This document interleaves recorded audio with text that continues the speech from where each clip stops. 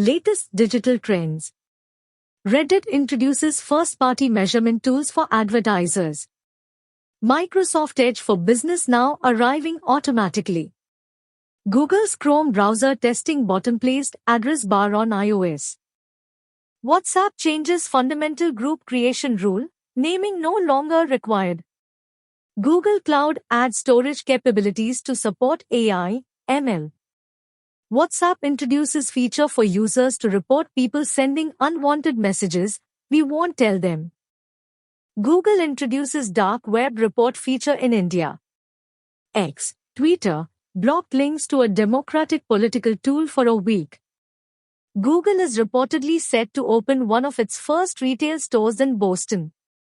Google is upgrading vehicle ads to Performance Max. Microsoft introduces AI-based design tool to the Edge browser. Zoom crosses 7 million subscribers on YouTube.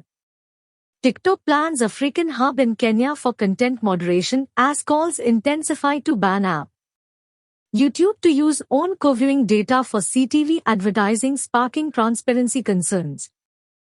Zoom events production studio and mobile app launched. For more digital trend visit kiramvoleti.com.